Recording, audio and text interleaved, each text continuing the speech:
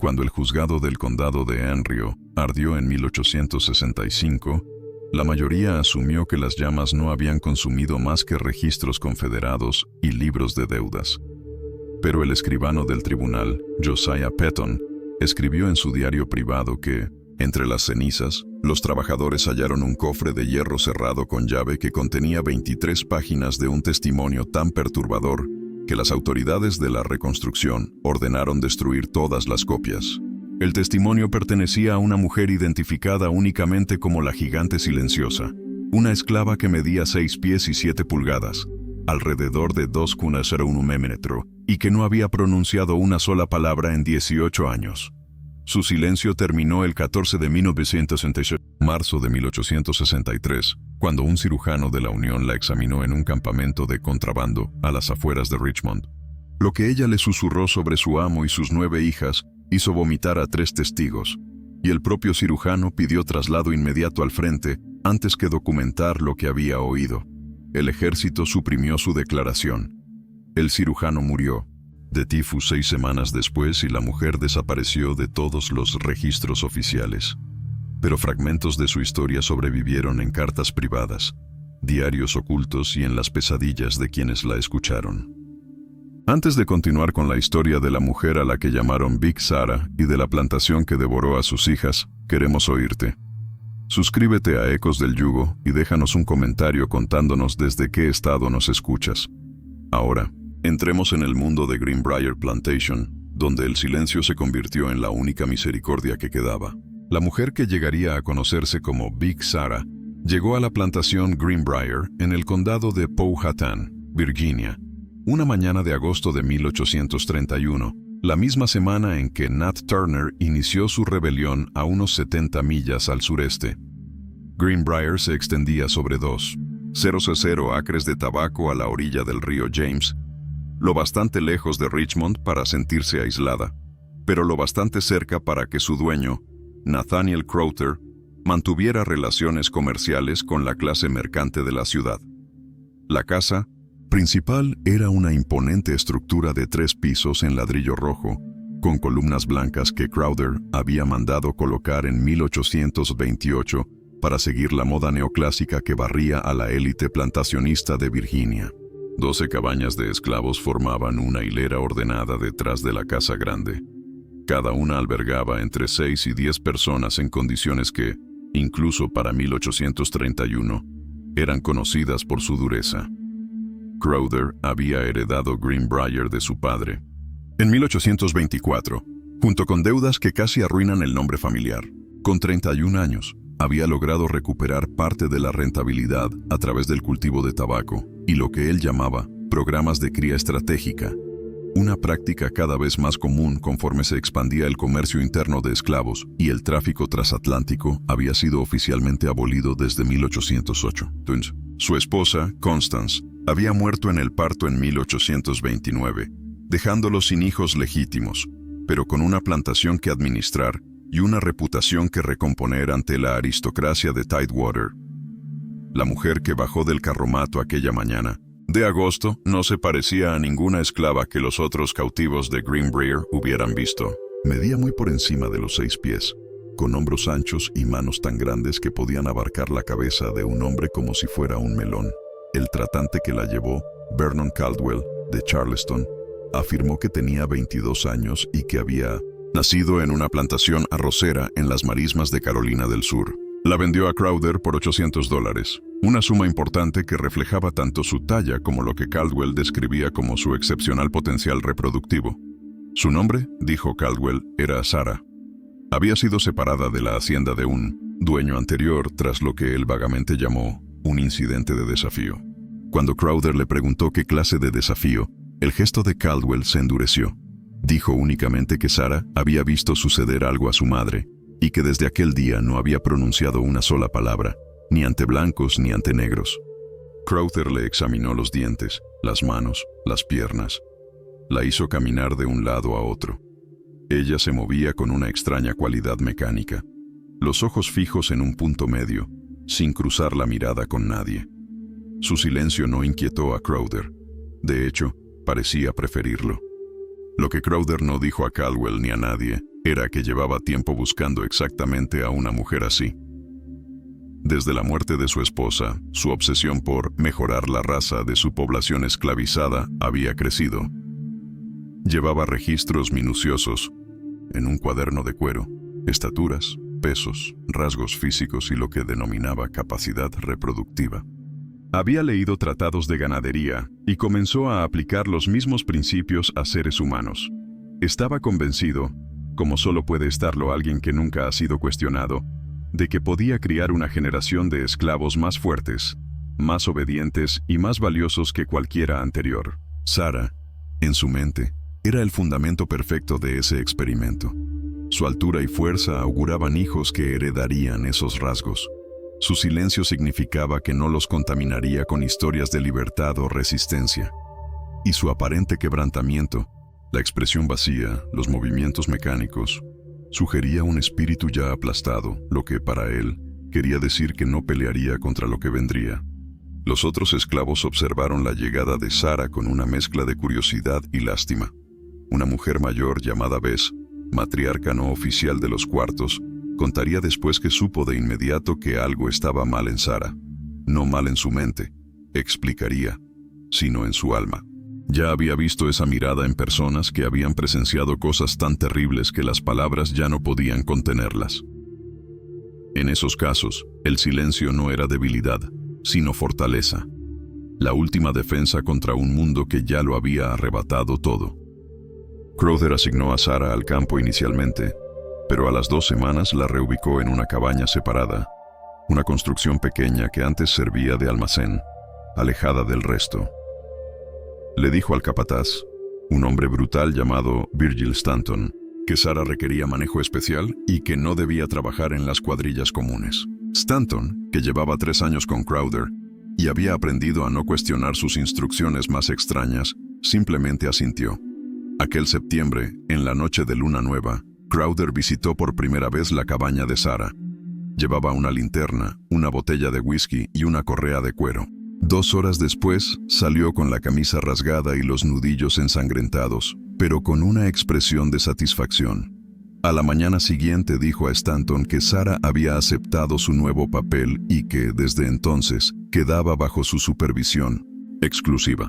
Ningún otro blanco entraría en su cabaña. Ningún esclavo le dirigiría la palabra sin permiso. Trabajaría de día en el campo, pero sus noches pertenecerían solo a Crowther. Los demás esclavos entendieron de inmediato lo que aquello significaba.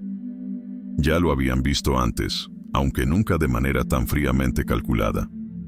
Bess intentó acercarse a Sara una vez, durante la pausa del almuerzo en los campos, para ofrecerle una palabra de consuelo o solidaridad. Pero Sara la miró como si no la viera, como si Bess fuera transparente. Su silencio era absoluto. Cuando Bess tocó su brazo, Sara se estremeció tan violentamente que dejó caer su calabaza de agua, pero no emitió ningún sonido. No hubo suspiro, ni grito, ni queja, nada. Para diciembre de 1831, los primeros signos del embarazo de Sara se hicieron visibles. Crowther lo registró en su diario con evidente satisfacción, anotando medidas y calculando que el parto ocurriría en primavera. Comenzó a alimentarla, mejor que a los demás esclavos. Más carne, más verduras, leche fresca.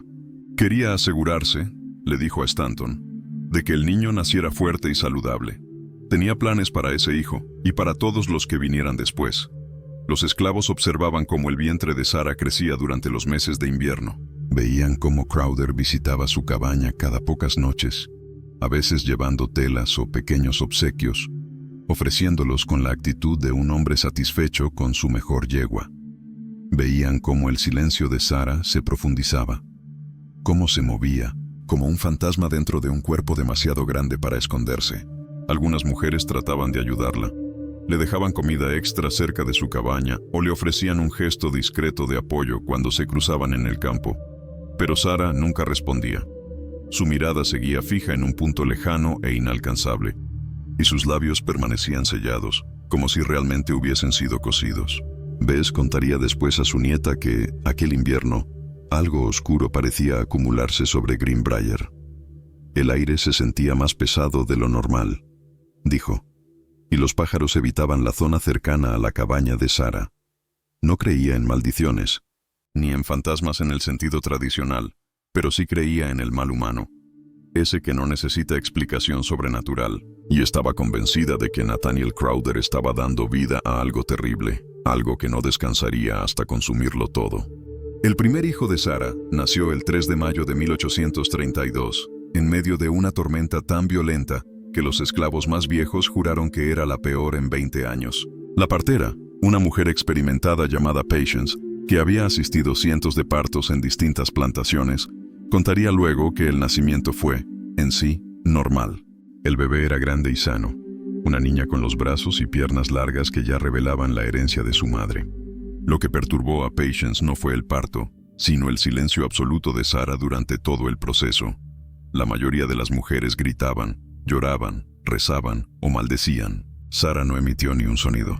Miraba las vigas del techo, con lágrimas corriendo por su rostro, pero su boca seguía cerrada. Cuando Patience le puso la bebé en los brazos, Sarah la observó con una expresión que la partera recordaría años después como lo más triste que he visto en mi vida. No era la tristeza del cansancio ni del dolor, sino algo más profundo, una pena que parecía conocer el futuro. Crowder nombró a la niña Delilah y registró su nacimiento en su diario con detalle meticuloso. 8 libras, 3 onzas, 22 pulgadas. Ejemplares perfectos, escribió. Madre e hija. Al día siguiente visitó la cabaña con un pequeño sonajero de plata, un objeto grotescamente fuera de lugar en aquella habitación de piso de tierra. Lo puso en la mano del bebé y sonrió con la satisfacción de un inversionista que ve sus ganancias crecer. Sarah lo miró con aquellos ojos vacíos, sosteniendo a su hija contra el pecho, y no dijo nada. Durante el primer año de vida de Delilah, Sarah tuvo permiso para mantenerla consigo. Crowder creía, según sus lecturas sobre ganadería, que la leche y el cuidado materno fortalecían la constitución del niño. Continuó visitando la cabaña con regularidad y, cuando Delilah cumplió 8 meses, Sarah ya estaba embarazada nuevamente. El patrón estaba establecido. Crowder no tenía intención de detenerse. La segunda hija, Rebecca, nació en marzo de 1833. La tercera, Judith, llegó en noviembre de ese mismo año. La cuarta, Ruth, en julio de 1834. Cada embarazo seguía el mismo ritual. Las visitas de Crowder, el silencio de Sarah, el parto atendido por Patience y la meticulosa documentación en el diario del amo. Cada vez, Sarah sostenía a su recién nacida con la misma expresión de pena insoportable, y cada vez guardaba silencio. Los demás esclavos comenzaron a entender la magnitud del propósito de Crowder. No se trataba simplemente de que la tomara como concubina, como hacían muchos amos. Él estaba criándola sistemáticamente, tratándola como ganado, con el objetivo explícito de producir la mayor cantidad posible de hijos. Y cada niño era una niña. Los más viejos susurraban que aquello no era casualidad, sino intención. Crowder quería hijas porque las hijas también podían ser reproducidas. Planeaba con generaciones de anticipación, construyendo lo que llamaba su línea mejorada. Para 1836, Sarah ya había dado a luz a 6 hijas: Delilah, Rebecca, Judith, Ruth, Esther y Naomi. Todas mostraban señales de haber heredado la extraordinaria estatura de su madre. Delilah, con apenas 4 años, ya era tan alta como una niña promedio de 6. Crowder estaba encantado. Había comenzado a separar a las hijas mayores de su madre, asignándolas a trabajar en la casa principal, donde podía observar su desarrollo más de cerca. Le dijo al capataz que quería que aprendieran habilidades domésticas: cocinar, limpiar, coser, para que fueran más valiosas cuando llegara el momento. Pero quienes trabajaban dentro de la casa veían algo más. Veían cómo los ojos de Crowder seguían a las niñas. Con la misma mirada calculadora que antes había dirigido a Sarah, las esclavas domésticas comenzaron a temer lo que sucedería cuando aquellas niñas llegaran a la adolescencia. Sarah veía cada vez menos a sus hijas. Crowder había decidido limitar el contacto entre madre e hijas para evitar que Sarah les transmitiera ideas de resistencia o escape. Quería que las niñas creyeran que su destino era natural, inevitable, que aceptaran su lugar sin cuestionarlo. Su objetivo era criarlas obedientes y dóciles, como pensaba que su madre era. Pero lo que Crowder no comprendía Lo que su arrogancia le impedía ver era que el silencio de Sarah no era sumisión, sino cálculo. A finales de 1836 ocurrieron dos hechos que pondrían en marcha la tragedia que aún perseguiría al condado de Powhatan. El primero fue que Crowther contrató a un nuevo capataz. Virgil Stanton había muerto en agosto, pateado en la cabeza por una mula. Un final que todos consideraron justo para un hombre cruel. Su reemplazo fue Edmund Yancey, un joven recién llegado de Carolina del Norte. Era eficiente y brutal, pero, a diferencia de Stanton, también era observador. Notaba cosas, hacía registros, y pronto comenzó a preguntarse quién era esa mujer alta y silenciosa que vivía apartada, y por qué había tantas niñas de piel clara que se parecían tanto a su amo. El segundo acontecimiento fue el séptimo embarazo de Sarah, pero este sería diferente. A finales del segundo trimestre, Patience, al examinarla, sintió dos cabezas en el vientre. Sarah esperaba gemelos. Crowther estaba eufórico. Los gemelos significaban que su programa de cría era aún más exitoso de lo que había imaginado. Dobló la ración de comida de Sarah y le prohibió todo trabajo de campo. Era demasiado valiosa para arriesgarla. Los gemelos, dos niñas, Hannah y Abigail, nacieron el 22 de marzo de 1837. Ambas sobrevivieron, ambas sanas. Crowther ya tenía 8 hijas de Sarah, de edades entre 5 años, Delilah, y recién nacidas. En su diario, calculó que, si el patrón continuaba, Sarah aún podría darle al menos 6 hijos más antes de terminar sus años fértiles. Ya planeaba el futuro de Delilah. Cumpliría 12 años en 1839 y, según él, entre los 13 o 14 ya podría procrear. El ciclo continuaría, expandiéndose generación tras generación, creando una dinastía de esclavos que convertiría a Greenbrier en la plantación más próspera del condado. Pero algo cambió en Sarah después del nacimiento de las gemelas. Patience lo notó primero. Sarah siempre había estado en silencio, pero ahora había algo distinto en su mirada. Ya no estaba vacía. Había fuego. Observaba a sus recién nacidas con una expresión que no era tristeza, sino determinación. Por primera vez en 6 años, Patience vio su mandíbula tensarse, como si contuviera una rabia antigua. Una noche fría de noviembre de 1837, 6 meses después del parto, gritos estallaron en la casa principal. Los esclavos oyeron a Crowther vociferar y luego un ruido pesado, como de algo cayendo. Yancey salió corriendo de su cabaña con una pistola y corrió hacia la mansión. Lo que encontró dentro sería motivo de susurros por décadas. Aunque los registros oficiales apenas lo mencionan, la pequeña Delilah, de 5 años, estaba acurrucada en una esquina del estudio de Crowther, con el vestido rasgado. Crowther sangraba por una herida en la cabeza, provocada por un candelabro de bronce que yacía en el suelo, y en la puerta, bloqueando la salida con su imponente cuerpo, estaba Sarah. En la mano sostenía un cuchillo de cocina. Había escapado de su cabaña. Había entrado en la casa principal y había encontrado a su hija allí dentro. Lo que vio nunca se registró oficialmente, pero todos comprendieron lo que implicaba. Yancey levantó su pistola, apuntándole al pecho. Nadie se movió por un instante eterno. Entonces Sarah hizo algo extraordinario. Miró directamente a Crowther, por primera vez desde que había llegado a Greenbrier 6 años atrás. Lo miró con una mirada de odio tan profundo que Yancey contaría más tarde que sintió la sangre helársele. Luego, aún con el cuchillo en la mano, se volvió y salió caminando de la casa. No corrió. Caminó, con ese paso mecánico, de regreso hacia su cabaña. Crowther, limpiándose la sangre del rostro, le gritó a Yancey que le disparara. Pero él vaciló. Algo en la calma deliberada de Sarah lo había desarmado. No parecía huir del castigo, sino retirarse como quien ha cumplido su propósito. Antes de que Yancey pudiera decidir, Sarah ya se había perdido en la oscuridad. La encontraron a la mañana siguiente, sentada en su cabaña, con una 9ª hija recién nacida en brazos, a la que había dado a luz sola durante la noche. Nadie había sabido que estaba embarazada nuevamente. El bebé, a quien Crowther llamaría Miriam, era pequeña pero estaba viva. Sarah la sostenía, con sangre seca en las piernas y el cuchillo de cocina colocado con cuidado frente a ella. Miraba al vacío, en silencio, esperando lo que viniera. Crowther se enfrentaba a un dilema. Según la ley y la costumbre, el ataque de una esclava contra un hombre blanco, incluso en defensa de su hija, era un delito capital. Podía hacerla colgar o venderla lejos, pero eso significaría perder su programa de cría, su línea mejorada y la fortuna que creía asegurada con aquellos hijos. Después de una semana de deliberación tomó su decisión. Sarah sería castigada pero no ejecutada.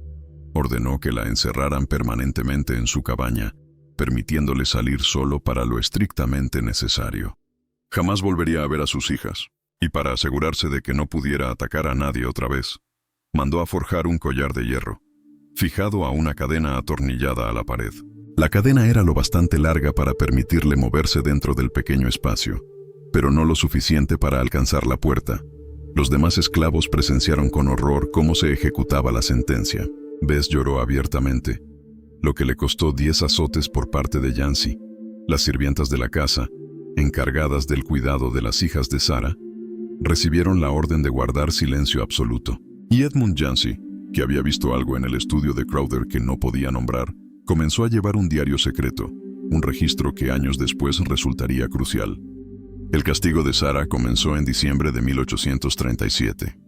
Durante los siguientes 4 años vivió encadenada, tratada como un animal, visitada solo por Crowther, para sus propios fines, y por Patience, cuando había partos que atender. Dio a luz a su 9ª hija durante ese primer año de cautiverio. Nunca volvió a ver a Delilah, ni sostuvo a Rebecca o Judith, ni tocó a ninguna de sus otras hijas, y nunca jamás habló, pero, como Bess había comprendido años atrás, el silencio puede ser un arma.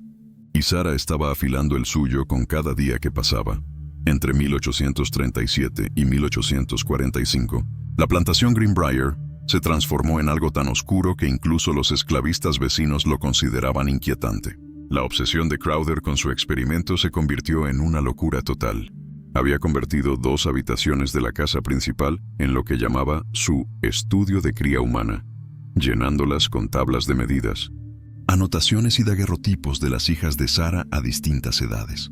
Se carteaba con sociedades agrícolas y médicos, cuidando de expresar sus preguntas en términos teóricos para no revelar el verdadero propósito de sus experimentos. Mientras tanto, las hijas crecían bajo su mirada constante. Delilah, la mayor, cumplió 13 años en 1845. Había heredado la estatura de su madre. Medía casi 6 pies y poseía una belleza que llamaba la atención donde quiera que iba. Crowther la había instruido en la gestión del hogar y comenzó a presentarla a sus visitas como su protegida. Una mentira que nadie creía, pero que satisfacía su necesidad de mantener las apariencias. Lo que ocurría en las horas privadas entre Crowther y Delilah solo lo sabían las esclavas que cambiaban las sábanas y escuchaban los sonidos que resonaban por los pasillos en la noche. Rebecca, Judith y Ruth también trabajaban en la casa, aprendiendo habilidades domésticas que, según Crowther, las harían más valiosas. Esther y Naomi ayudaban en la cocina bajo la supervisión de Dinah, una anciana cocinera que las trataba con una ternura que rozaba la rebeldía. Las más pequeñas, Hannah, Abigail y Miriam, permanecían en los barracones, aunque Crowther las hacía llevar a la casa con frecuencia para inspeccionarlas. Durante todos esos años, Sarah seguía encadenada en su cabaña, invisible para casi todos. Crowther mandó tabicar las ventanas desde fuera, alegando que así evitaría señales o fugas, aunque la verdadera razón parecía ser que quería borrar su existencia. 2 veces al día le dejaban comida en la puerta. Una vez por semana la sacaban al exterior, aún encadenada, para caminar en un pequeño corral cercado detrás de su cabaña. En esos breves momentos, los esclavos lograban verla a distancia. Decían que había cambiado. Su cabello, antes negro, estaba completamente canoso. Su cuerpo aún imponente se veía más delgado, marcado por la desnutrición, aunque Crowther insistía en que recibía el cuidado adecuado. Pero quienes se atrevían a mirarla a los ojos aseguraban que ya no estaban vacíos, sino ardiendo. Yancy continuaba escribiendo en su diario, cada vez más perturbado por lo que veía. Registraba las edades de las niñas y las fechas en que Crowther empezaba a visitar sus habitaciones por la noche. Anotó las lágrimas que vio en el rostro de Delilah después de su cumpleaños número 13 y el temblor de Rebecca cuando su amo le tocó el hombro al cumplir 12. Yancy no era abolicionista. Creía en la esclavitud y la aplicaba con dureza, pero lo que presenciaba en Greenbrier lo enfermaba. Había esclavitud, pensaba, y luego estaba esto. Una degradación que ni siquiera su mente endurecida podía justificar. En septiembre de 1845, un predicador metodista itinerante llamado Reverendo Thomas Sheffield Visitó Greenbrier como parte de su recorrido por el condado de Powhatan. Crowder, aunque no era un hombre particularmente religioso, mantenía las apariencias ante sus vecinos y permitía sermones dominicales para los esclavos. Sheffield, un hombre delgado y de mirada intensa, creía sinceramente en llevar el evangelio incluso a los cautivos. A diferencia de muchos predicadores blancos de su tiempo, parecía preocuparse genuinamente por el bienestar espiritual de los esclavizados, aunque su concepto de justicia seguía limitado por la ceguera moral de su época. Durante su visita, Sheffield notó la presencia de un número inusual de niñas mestizas, todas muy parecidas entre sí. Comentó el hecho a Crowder, quien respondió con orgullo apenas disimulado que eran hijas de una esclava de cualidades reproductivas excepcionales. El rostro del reverendo se ensombreció. Pidió hablar con aquella mujer para ofrecerle orientación espiritual. Crowder se negó, alegando que estaba enferma y no podía recibir visitas. Esa negativa despertó las sospechas de Sheffield. Esa noche habló en voz baja con algunos esclavos mayores, entre ellos Bess. Ella eligió sus palabras con cuidado, sabiendo el riesgo de hablar demasiado a cualquier blanco.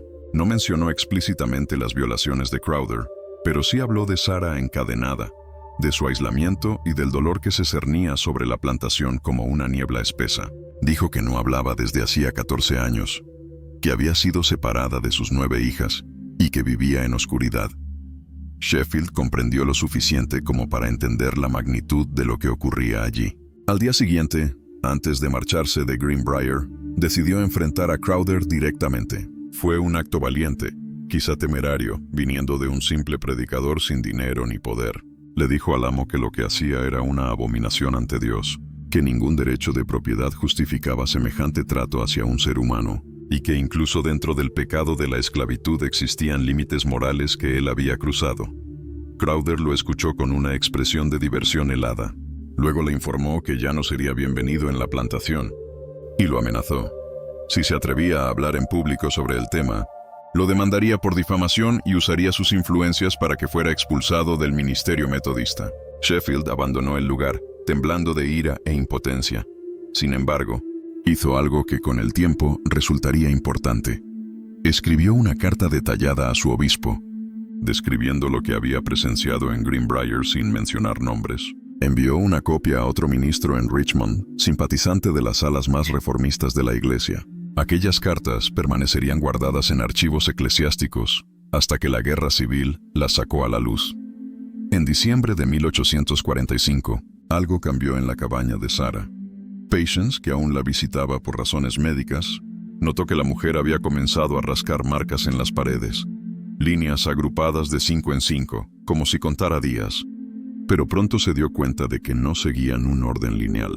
Había 9 columnas, cada una con un número diferente de marcas. Al mirar más de cerca, Patience comprendió con un escalofrío que cada columna correspondía a una de las hijas de Sarah.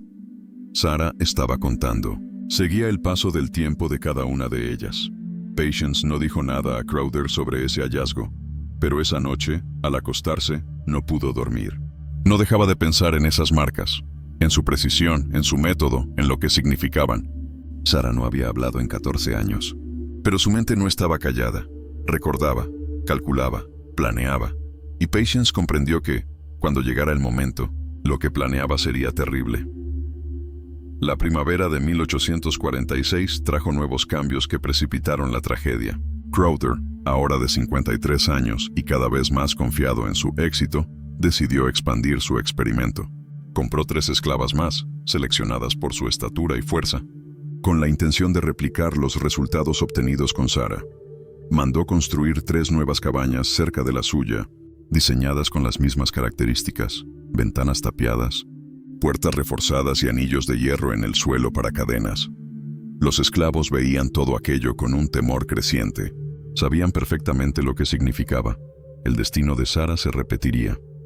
Pero Crowder, confiado en su poder, comenzó a descuidarse. Pasaba más tiempo en Richmond, socializando con otros hacendados, e incluso presentando un discurso ante una sociedad agrícola, en el que hablaba de mejoras en la reproducción de la fuerza laboral. El lenguaje era lo bastante abstracto para sonar respetable, pero lo bastante específico para incomodar a algunos oyentes. Durante sus ausencias, la gestión diaria de Greenbrier recayó cada vez más en Yancey, quien vivía un conflicto interno que ya rozaba la conciencia moral. Había sido cruel, sí, pero lo que veía ahora lo repugnaba. En mayo de 1846, Yancy tomó una decisión que cambiaría el destino de todos. Una noche se acercó, en secreto, a la cabaña de Sarah. Llevaba consigo una linterna cubierta con un pañuelo para ocultar la luz. Durante años había evitado ese lugar, convencido de que nada bueno podía surgir de mirar a aquella mujer encadenada. Pero esa noche lo impulsaba la culpa. Empujó la puerta lentamente y la vio allí, sentada contra la pared, la cadena ajustada al cuello, los ojos fijos en la oscuridad. El aire era espeso, húmedo, impregnado de óxido y silencio. Sarah lo observó sin moverse. No había miedo en su mirada, solo una especie de evaluación tranquila, como si fuera ella quien estuviera juzgándolo. Yancy murmuró que no venía a hacerle daño. Le dijo que sabía lo que le habían hecho, que había visto demasiado, que ya no podía soportarlo. Sacó de su bolsillo una pequeña llave. Era la llave del candado que sujetaba la cadena al muro. Dijo que podía liberarla, que podía ayudarla a huir esa misma noche. Había una zona pantanosa al norte, y desde allí podía llegar a un campamento de contrabando, donde algunos esclavos escapados habían encontrado refugio. Sarah lo miró fijamente. Lentamente, levantó la mano y la apoyó en el pecho de Yancy, justo donde latía su corazón. Luego, sin decir una sola palabra, negó con la cabeza.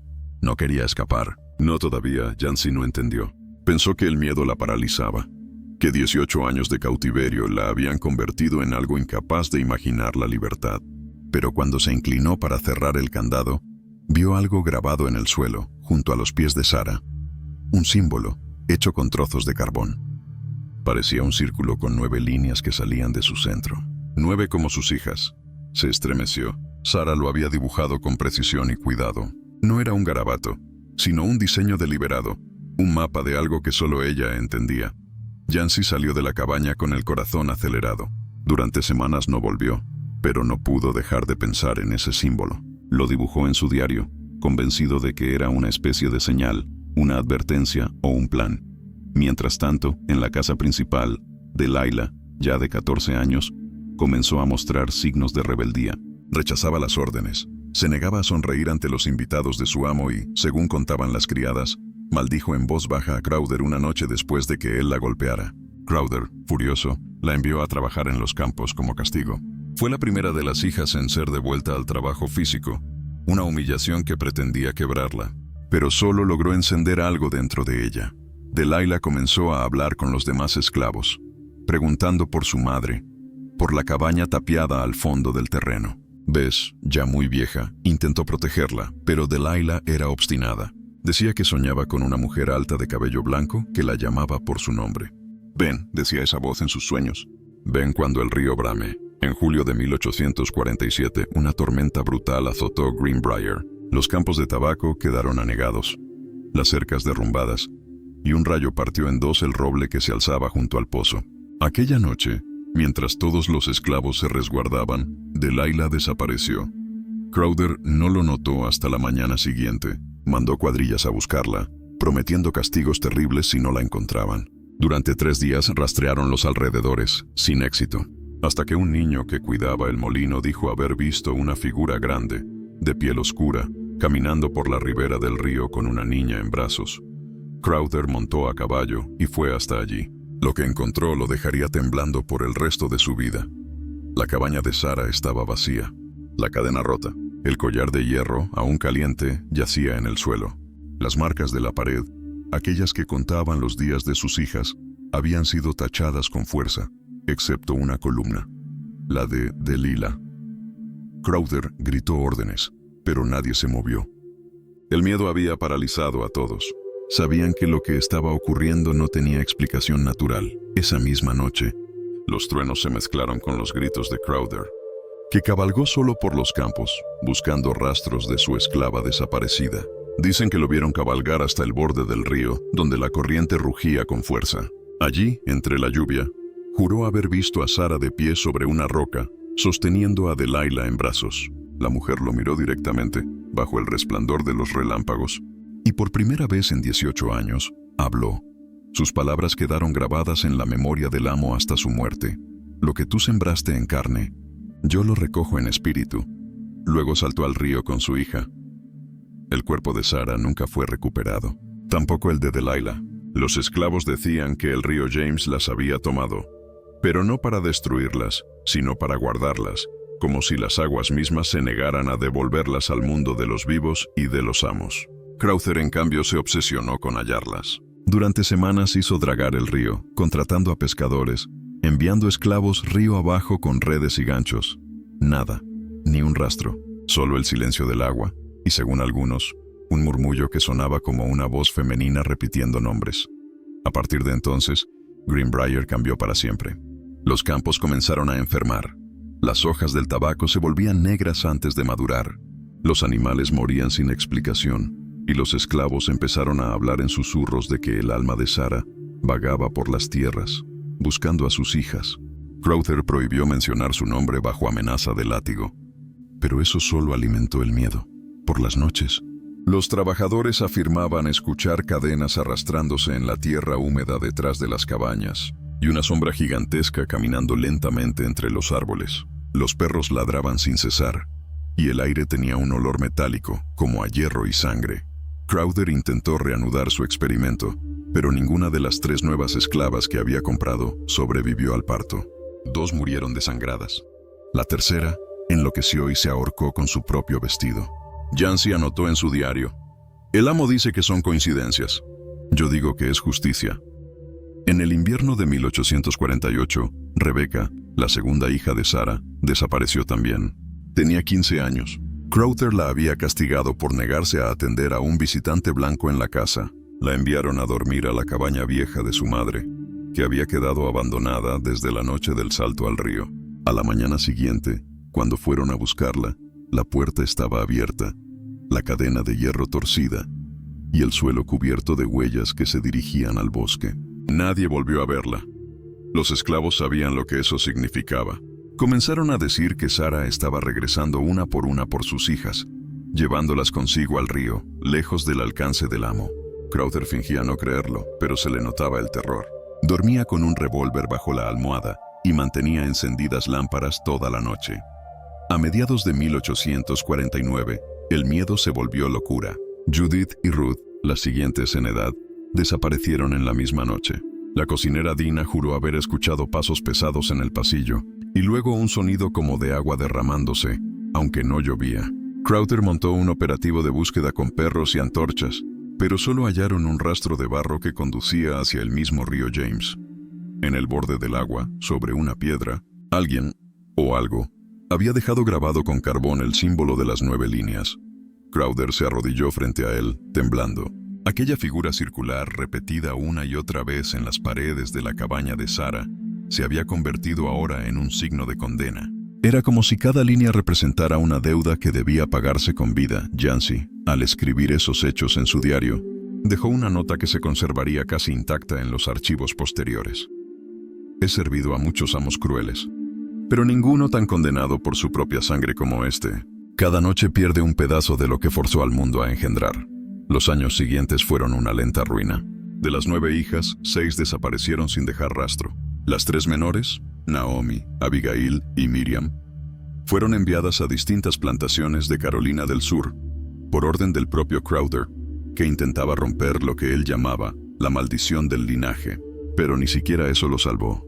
En 1851, un incendio destruyó el granero principal y parte de la casa. 2 sirvientes murieron atrapados. En los restos carbonizados, Yancey encontró algo que no informó al amo: una pequeña muñeca hecha con trapos y cabello humano, escondida entre los escombros, con un collar de hierro diminuto alrededor del cuello. La guardó en secreto dentro de su diario, convencido de que era una advertencia. Para entonces, Crowther apenas dormía. Bebía sin medida. Murmuraba frases inconexas sobre la que camina en silencio, y se encerraba en su estudio rodeado de las daguerrotipos de sus hijas. A veces los empleados lo escuchaban hablarle a las imágenes, rogándoles que se quedaran quietas, que no lo miraran así. En la primavera de 1852, el río volvió a desbordarse. El agua llegó hasta los límites de la plantación, y esa noche, Yancey juró haber visto, bajo la lluvia, una figura femenina inmensa, caminando lentamente hacia la casa, arrastrando una cadena detrás. Los relámpagos iluminaban su silueta blanca, y su voz, apenas un susurro, parecía pronunciar los nombres de las hijas perdidas. Crowder se encerró en su habitación y no salió durante 3 días. Cuando por fin lo hicieron entrar, lo hallaron sentado junto a la ventana abierta, con los ojos vidriosos y un gesto de espanto fijo. Estaba muerto. Nadie pudo explicar cómo. Después de la muerte de Crowder, Greenbrier se convirtió en un lugar maldito incluso para los blancos del condado. Su hermano menor, Silas Crowder, heredó la propiedad, pero nunca llegó a vivir allí. La describía como una casa donde las sombras respiran. Vendió parte de las tierras, abandonó los campos y contrató a unos pocos capataces para que mantuvieran lo esencial. Sin embargo, los rumores crecían. Los esclavos decían que por las noches se escuchaban cantos lejanos, voces femeninas armonizando un lamento sin palabras, y que si uno se acercaba demasiado al río, podía oír una cadena moviéndose bajo el agua. Silas intentó vender toda la propiedad, pero nadie quería comprarla. Las historias de Greenbrier circulaban desde Richmond hasta Charleston. La historia de la mujer gigante que nunca habló, del amo que la encadenó y de las hijas que desaparecieron una tras otra, como si el propio río las hubiera reclamado. Yancey permaneció en la plantación unos años más, supervisando lo poco que quedaba. Durante ese tiempo siguió escribiendo en su diario, aunque sus anotaciones se volvieron más confusas, casi delirantes. En 1853 escribió: «A veces oigo su respiración detrás de mí, pesada y lenta. No temo que me marche, temo que me pida que la siga». Ese mismo año desapareció sin dejar rastro. Su diario sería hallado 2 décadas después, escondido en una caja bajo el piso de su cabaña. En 1856, el gobierno local declaró Greenbrier en estado de abandono. Los últimos esclavos fueron vendidos o trasladados a otras plantaciones, y la casa grande quedó vacía. Sin embargo, los viajeros que pasaban por la zona juraban ver luces moviéndose dentro, y algunos aseguraban haber escuchado un llanto infantil mezclado con un canto de mujer. Nadie se atrevía a quedarse después del anochecer. Con la llegada de la Guerra Civil en 1861, las tierras de Greenbrier fueron requisadas por tropas confederadas como punto de almacenamiento de suministros. Ningún soldado quería hacer guardia en el ala oeste, donde antes dormían las hijas de Sarah. Decían que allí el aire era helado incluso en verano, y que a veces, si uno se quedaba dormido, despertaba con marcas de dedos húmedos sobre el cuello. En marzo de 1863, después de la batalla de Fredericksburg, un pequeño grupo de soldados de la Unión capturó la zona. Encontraron la casa vacía, cubierta de polvo y silencio. Entre ellos iba un cirujano militar llamado Samuel Whittaker, quien, en sus notas médicas, registró haber encontrado en el sótano una mujer viva. Era alta, extremadamente delgada, con el cabello completamente blanco y la piel marcada por cicatrices de hierro. No hablaba. Cuando los soldados le preguntaron su nombre, escribió en la pared con carbón una sola palabra: Sarah. Whittaker la llevó al campamento de contrabando más cercano, donde se atendía a esclavos liberados. Allí, por primera vez en 18 años, Sarah habló. Sus palabras, según el diario del médico, fueron tan horribles que 3 testigos vomitaron y uno se desmayó. Habló de lo que su amo había hecho, de las noches sin fin, de los hijos nacidos del dolor y de cómo los había visto morir o desaparecer uno a uno, pero también habló de algo más, de una promesa. Dijo que, cuando el río la tomó aquella noche, no la mató, la envolvió, la llevó a lo profundo y le habló. Le dijo que volvería a recoger lo que era suyo. Pero no hasta que cada injusticia de Greenbrier fuera revelada. El cirujano intentó escribir todo, pero sus notas terminan abruptamente con la frase: «No puede ser verdad» y, sin embargo, la creo. Whittaker pidió traslado a otro frente al día siguiente y murió 6 semanas después de tifus. El paradero de Sarah después de ese encuentro se perdió nuevamente. Ningún registro militar posterior la menciona, pero su historia sobrevivió fragmentada, en las cartas del reverendo Sheffield, en el diario de Yancey y en las pesadillas de quienes la escucharon. Décadas más tarde, cuando los federales quemaron el juzgado de Henry en 1865, entre las cenizas apareció un cofre de hierro cerrado. Dentro había documentos chamuscados, entre ellos 23 páginas del testimonio de una mujer identificada solo como la gigante silenciosa. Aquel testimonio, según los pocos funcionarios que lo alcanzaron a leer antes de que fuera destruido, contenía descripciones tan perturbadoras que las autoridades de la reconstrucción ordenaron quemar todas las copias. Pero un hombre, Josiah Petton, el escribiente del juzgado, escondió una hoja entre sus papeles personales. Esa hoja sobreviviría más de 40 años. En ella se leía una única respuesta de Sarah a la pregunta del oficial: ¿por qué cayó durante tanto tiempo? Su respuesta, escrita con la caligrafía meticulosa de un escriba de la Unión, decía: porque las palabras son lo que ellos usan para mentir. Me robaron todas las que tenía. Guardé mi silencio como se guarda un cuchillo, limpio, afilado, esperando el momento justo para cortar las cadenas. Esa hoja se convirtió en el último rastro tangible de Sarah. Los historiadores que estudiaron los restos del expediente dedujeron que su testimonio incluía detalles sobre prácticas de cría forzada, abusos sistemáticos y asesinatos cometidos en Greenbrier. Revelaciones tan atroces que ni siquiera los reformadores del norte estaban preparados para admitir. Con el paso de los años, la plantación se convirtió en una leyenda local. Se decía que el sitio estaba maldito, que los animales se negaban a pastar allí y que nadie podía dormir más de una noche seguida sin escuchar pasos en el pasillo. En las paredes del sótano, cuando arqueólogos del condado exploraron las ruinas a finales del siglo XIX, encontraron grabadas 9 columnas de marcas, idénticas a las que Sarah hacía en su cabaña. Cada columna terminaba con una línea más larga, una especie de corte final. 9 cortes, 9 nombres, 9 hijas. Sin embargo, algunos indicios apuntaban a que al menos parte de ellas sobrevivieron. Un ministro metodista escribió en 1848 sobre un encuentro en un refugio cuáquero en Pensilvania, con 9 mujeres mulatas, todas de estatura excepcional, que rehusaron decir sus nombres y que guardaban un silencio reverente. En 1852, una maestra canadiense anotó en su diario haber recibido en su escuela a 9 hermanas del sur, altísimas, de mirada profunda y voz apenas audible.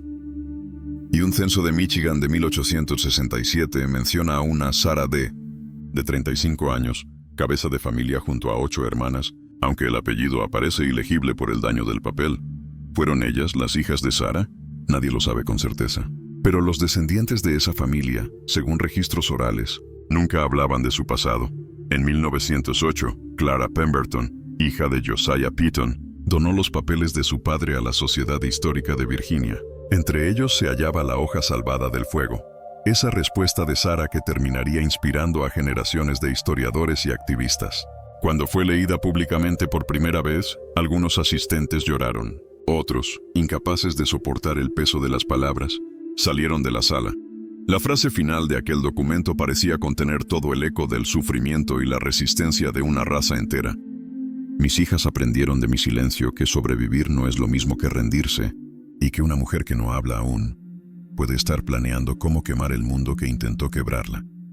Desde entonces, Ecos del Yugo ha dedicado su voz a rescatar historias como la de Sarah, relatos silenciados, enterrados bajo siglos de vergüenza y negación.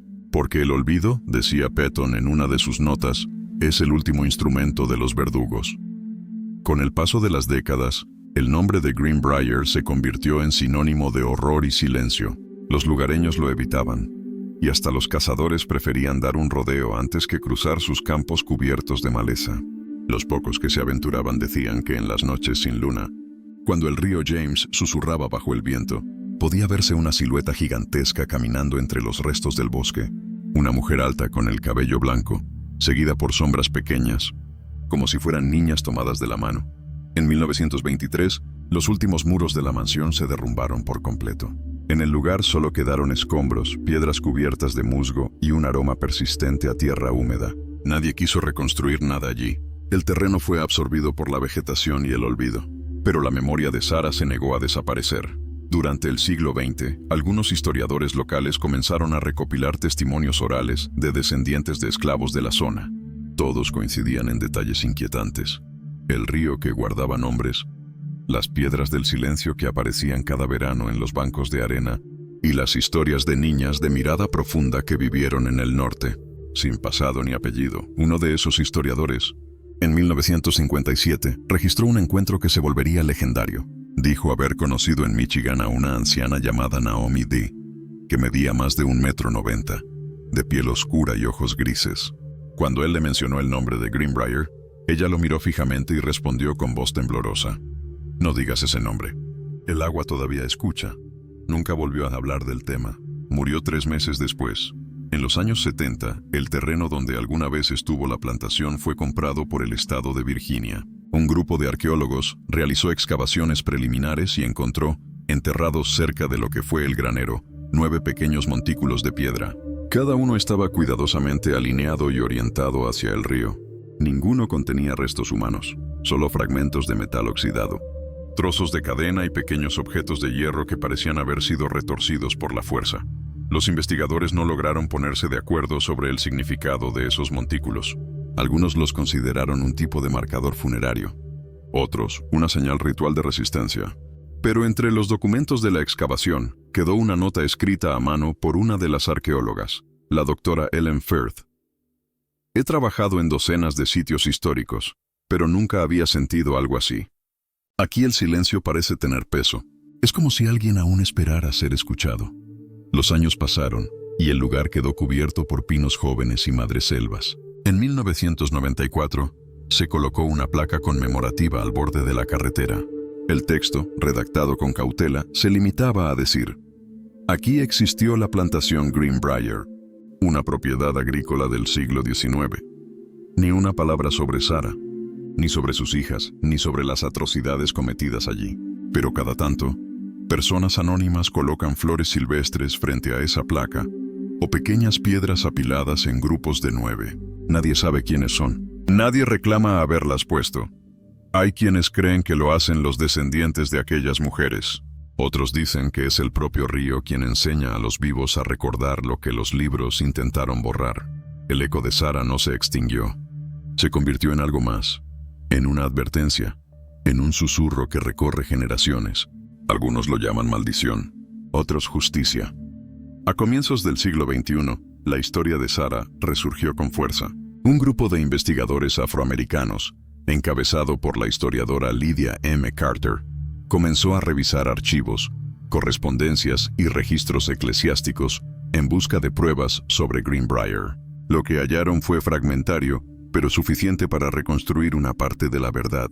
Entre las cartas del reverendo Sheffield y los apuntes del cirujano Whittaker, lograron identificar coincidencias de fechas, nombres y descripciones que confirmaban la existencia de Sarah y sus 9 hijas. En 2008, Carter publicó un libro titulado Las hijas del silencio, la verdad detrás de Greenbrier, que causó un profundo impacto académico y emocional. En sus páginas describía a Sarah no solo como una víctima, sino como un símbolo de resistencia silenciosa, una mujer que, aún privada de todo, conservó el poder de decidir cuándo y cómo romper su silencio.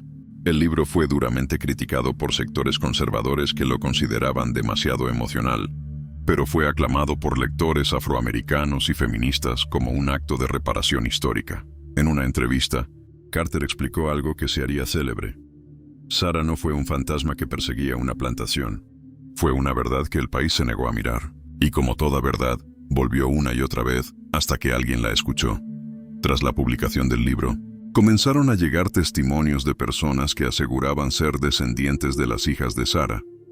Familias de Michigan, Ohio y Pensilvania compartieron historias transmitidas en sus hogares durante generaciones. Relatos sobre una mujer alta, silenciosa y sabia, sobre 9 hermanas que juraron nunca hablar de su padre, y sobre una promesa hecha al río. En 2011, el gobierno de Virginia aprobó la creación del sitio conmemorativo Sarah de Greenbrier, transformando el terreno en un espacio de memoria y educación. En el centro se levantó una escultura de hierro oxidado, una figura femenina de casi 2 metros de altura, sin rostro, sosteniendo 9 cadenas rotas que caen hacia el suelo.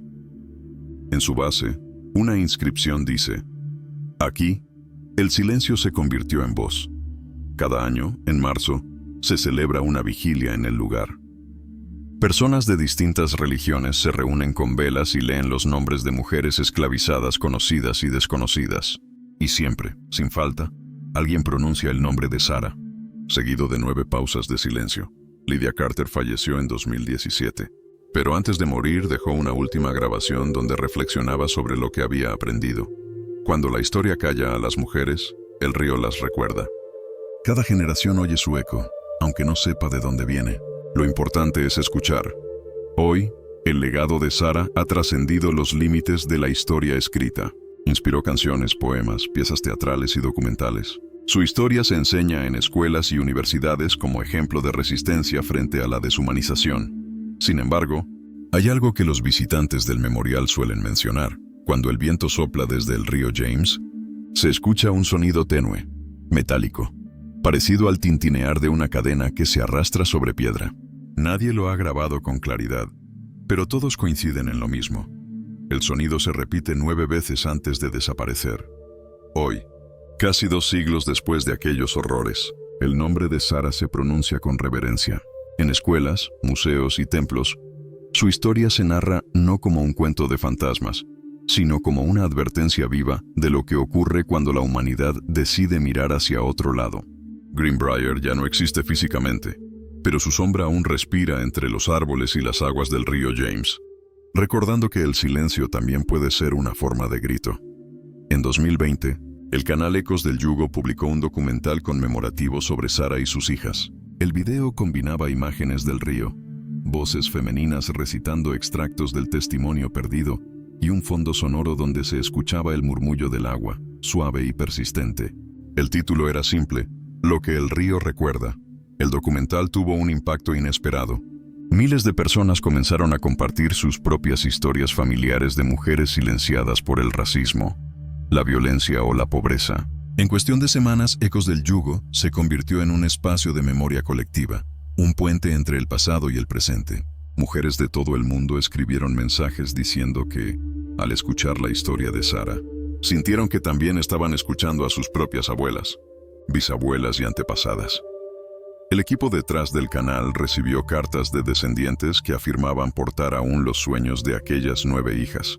Una mujer de Detroit escribió: Mi abuela siempre me decía que en nuestra familia, las mujeres no lloran fuerte, lloran hacia adentro, y de ese silencio crecen raíces. Ahora entiendo de dónde venía eso. Otra carta, proveniente de Brasil, relataba algo similar. En nuestro linaje hay una historia antigua de una mujer que se arrojó al río con su hija para escapar de su amo. Mi madre me la contaba como un mito. Ahora sé que tenía nombre. El eco de Sarah traspasó fronteras. No fue solo una historia estadounidense, sino un símbolo universal del poder de resistir incluso cuando se ha perdido la voz. Cada año, el 22 de marzo, fecha del nacimiento de las gemelas Hannah y Abigail, se celebra el Día del Silencio Vivo, instaurado por movimientos de memoria afrodescendiente en América. En distintos países, se realiza 1 minuto de silencio por cada hija de Sarah, 9 minutos en total. Durante ese tiempo, las personas se toman de las manos frente a cuerpos de agua, ríos, lagos o mares. Algunos arrojan pétalos blancos, otros simplemente escuchan el viento. Y siempre, después del 9º minuto, alguien susurra: el río recuerda. Ese ritual se ha repetido año tras año, incluso entre quienes no conocen del todo la historia. Porque algo en ella resuena más allá de los hechos concretos. Una verdad más profunda, una memoria que no necesita palabras. Los historiadores modernos dicen que Sarah representa el arquetipo de la resistencia silenciosa, esa fuerza que se mantiene viva en las mujeres que, aún siendo negadas, siguen protegiendo la dignidad de los suyos. Pero para muchos creyentes, su figura va más allá de la historia. Es una presencia espiritual, un símbolo del alma que no se rinde, del amor que ni el yugo ni el río pudieron destruir. Cada historia que sobrevive al silencio deja una huella. La de Sarah es una grieta luminosa en la oscuridad del pasado, un recordatorio de que incluso en los tiempos más crueles hubo quienes resistieron desde la quietud. Su voz, arrebatada durante años, encontró una forma distinta de hablar, a través del río, de las hijas, del eco que aún vibra entre generaciones. Los visitantes que llegan hoy al sitio conmemorativo de Greenbrier caminan entre árboles que crecieron sobre las ruinas, sin saber con certeza dónde estuvo la cabaña ni dónde cayó la cadena. Pero cuando el sol se pone y la brisa del río sopla, hay quienes dicen sentir una presencia suave, inmensa, como un respiro que no pertenece a este mundo. Algunos aseguran escuchar palabras que no entienden, mientras otros solo sienten un estremecimiento profundo, una mezcla de dolor y consuelo, una placa nueva, colocada en 2024 tras una campaña de memoria impulsada por Ecos del Yugo, lleva grabadas las palabras de Sarah recuperadas de aquella hoja que sobrevivió al fuego. Guardé mi silencio como un cuchillo. Debajo, una frase en letras más pequeñas completa el mensaje: y con ese silencio corté las cadenas. Cada visitante que se detiene ante la placa deja algo distinto: una piedra, una flor, una nota escrita a mano.